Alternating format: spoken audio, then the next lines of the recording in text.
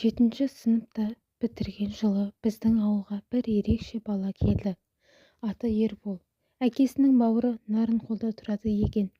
Ерекшелігі сол, орысша таза сөйлейді. Гитараның құлағында ойнайды. Даусы да әжептәуір. Кейде біз естімеген ақындардың өлеңдерін оқиды. Өзі біздің әулетке құда бала болып келеді екен. Сондықтан алғашқы танысқаны да, кейін жақын досы да мен болып шыға келдім. Соншама өнерлі, ақылды болғанымен үнемі көздерінде мұң болып, көңілсіз жүретін. Өмірдің өзі ерте есейткені көп әрекетінен байқалып тұратын. Сол бала ауылда бір айдай қуанып, аунап болған соң үйіне қайтуға жиналды. Кетерінде маған қолқа салмасы бар ма? Біздің ауылға жүр дейді. 10 шақты күн демалып қайтасың. Қапшағайдың суы іргеде тулап жатыр. Суға түсеміз, балық ұстаймыз. Ойланып қалдым. Барғым-ақ келіп тұр. Каникул біткенше әлі 2 ай бар. Ерболға да үйреніп қалғандаймын. Үйдегілер алғашында қарсы болғанмен ойланып әкем келісімін берді. Барсын деді. 2 қолын қалтаға салып сенделіп жүргенше демалып қайтсын. Оның үстіне бөтен емес құдалар ғой, балаға дұрыстап қарайтын шығар. Сөйтіп Ерболдың ауылынан бір-ақ шықтым. Керемет, үйдің іргесіне теңіз шулайды. Алыстан кішігірім кемелер көрінеді. Ерболдың әкесі біз тұрғанда жұмысқа кетіп, үйде шешесі ғана қалды. Досым тұра сала терезенің алдында тұрған гүлдерге су құяды. Асықпай баптап суарады. Кейде күбірлеп гүлдермен сөйлесіп жүргенін байқаймын. Ал шешесімен бір ретте тілдескенін көрген жоқпын. Міне гүлдерін суға қандырып, сырын ақтарып болып, маған ымдап жатыр. Көлге кеттік дегені. Жүгіре шешініп көлге қойып кеттік.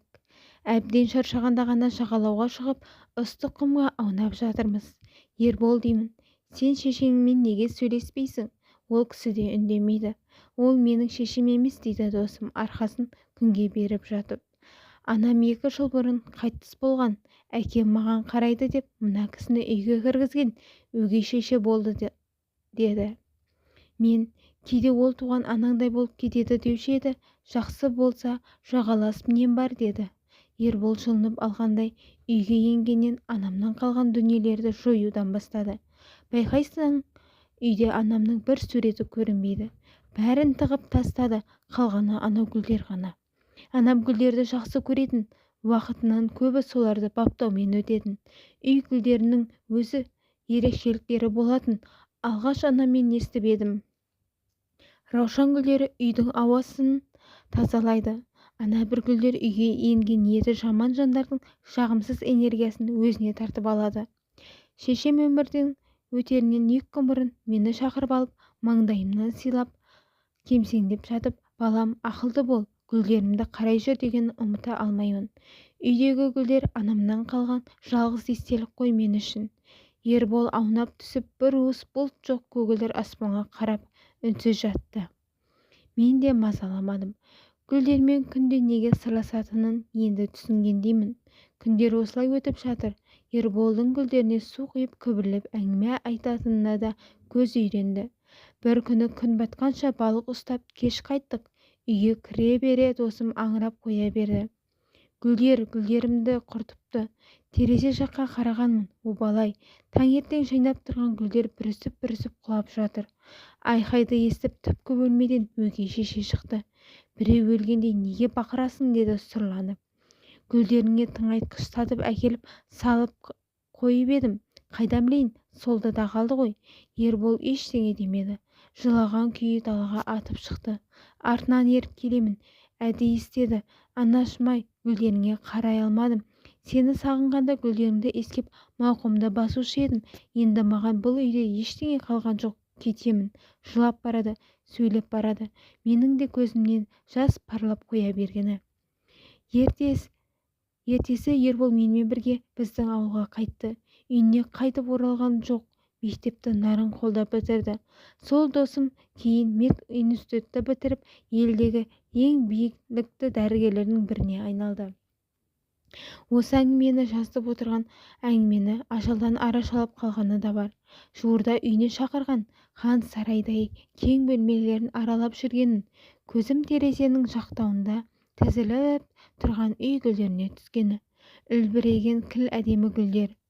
Анамның аманаты ғой, деді досым. Күнде таңертең өзім соқиямын, кейде сырласып қоятыным бар, кешірші деймін. Баяғы оқиға есіме түсіп, өгей шешең бар ма?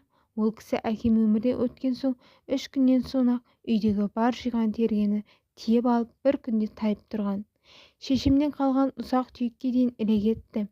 Кейін мынау қалалық ауруханаға бас дәрігер болып тұрғанымда шұғыл операция жасау керек болып жетіп барсам, өлім мен өмірдің арасында арпалысы өгей шешем жатыр.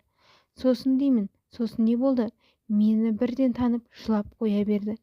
Өміріме қасірет сыйлаған анамның әруағымен алысып, гүлдеріне у сеуіп өлтірген. Онымен қоса менің де балалық шағымда өлтірген адамның өмірі менің қолымда тұрды. Сенесің бе?